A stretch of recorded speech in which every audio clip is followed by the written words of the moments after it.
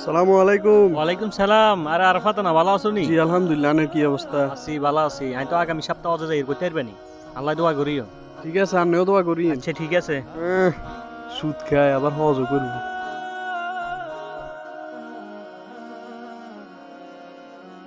আরফাত ভাই, আমি তো একটা বিপদে পড়ে গেছি, আমার সহযোগিতা করো না ভাই।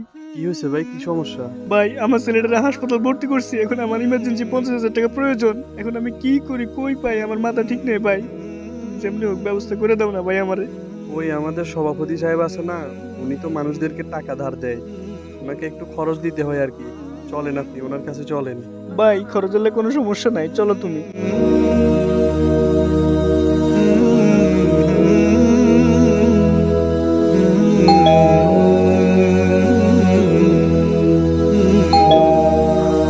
সভাপতি সাহেব ঘরে আছেন নাকি? আরে আরফাত না, কি অবস্থা? কি হবে না তোমার লগে দিয়ে হইলি? কি হইছে? আইও ঘরে, আইও ঘরে। ভাই ভিতরে আইন। বইয়ে তোমরা বইও না ইন্দি। আইও, তুমি আইও, বইও, আরফাত বইও। আরে আমি নিচে গিলে বইয়েন। সাই আইয়েন, ও সাই আইয়েন, আপনি সভাপতি সাহেবের লগে দি বইয়েন। কি হইছে তোর? কি সমস্যা কও না? ভাই, আমি আর কি বলবো ভাই। কান দিও না, কি হইছে আরফাত? আসলে সভাপতি সাহেব এমিয়ার এই মানে বেশি অসুস্থ। হ্যাঁ। অনগা ডাক্তার বলছে সহজে অপারেশন করতে হবে, 50,000 টাকা লাগবে, এমনি 15,000 টাকা। কৃষক মানুষ, আপনি যদি হারেন একটু সহযোগিতা করেন এমিয়ার। এখন দেখো, টাকা পয়সা তো আসলে দিতে হইলে মনে করো টাকা পয়সা আমি কোনো মতন তো একটু ব্যবস্থা করে দিতে হইব। এরপরে মনে করো টাকা পয়সা দিলে জানো তো একটা খরচ আছে। তো এখন মনে করো একটা খরচটা তো তোমরা তো মোটামুটি জানো। আমি এমনি আবার একটা সুট কিন্তু খাই নাই। আমি একজন মসজিদের মনে করো জানো তো একজন সভাপতি, একটা দায়িত্বে আছি। আবার আমি কিছুদিন ওরা অস করতাম যাবো। এমনি মনে হয় একটা খরচ, এটা খরচটা দিলে অসুবিধা না, 50,000 টাকা লইছো কেন? আর টিয়া দিদিও সময়মতে আর খরচটা দিও, ঠিক আছে নি? আর কিন্তু একজন সাক্ষী লিখবো কিন্তু। তোমার টেনটা দিয়ে একজন সাক্ষী লিখবো। এটা আবার কিন্তু সুটটুত না কিন্তু চাইও। এমনি এমনি দিবে, একটু খরচ দিবে, টেনটা একটা খরচ থাকে, বুঝো না? সাক্ষী আয় আছি, আর এমিয়ারে নিঃসন্দেহে দিতে হারেন। আর আনের খরচ কত লাগবো সেটা কই দেন, যাতে পরে কোনো বেজাল না হয়। খরচ খরচ আর কি, টেন তো 1 মাস নিবে, তো 1 মাস নিলে 50,000 টাকা খরচ বেশি তো। সবাই মোটামুটি আরো মানুষ নিচে তো 10,000 টাকা দিয়ে দিলে হইব, সমস্যা নেই। আচ্ছা দাঁড়াও, আমি তোমার টাকা দিতেছি 50,000 তো।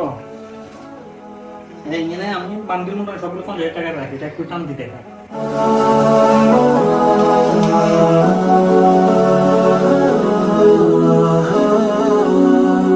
আসসালামু আলাইকুম। ওয়ালাইকুম আসসালাম। কি অবস্থা আরাফাত? কোথায় গেছিলে তোমরা? ওই রিয়াজ ভাইকে নিয়ে আমাদের সভাপতির কাছে গেছিলাম, ওনার একটু টাকার প্রয়োজন হয়েছে, তো ওনার ছেলে অসুস্থ। তো টাকা দিছে? জি 50,000 টাকা দিছে, তবে 10,000 টাকা সুদ দিতে বলছে। নাউজুবিল্লাহ, এটা তোমরা কি করেছো আরাফাত?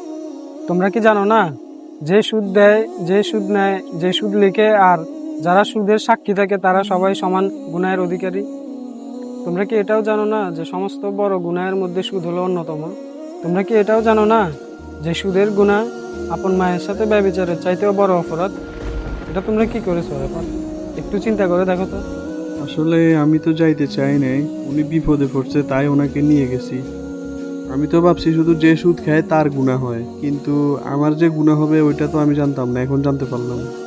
কিছু জায়গায় দেখা যায় ধর্মীয় গুরুত্বপূর্ণ বিশেষ পদের ব্যক্তিরাও সুদের মতন জঘন্যতম কাজের সাথে জড়িত থাকে। সুদ দেওয়া নেওয়া, সাক্ষী থাকা উভয় সমান অপরাধী।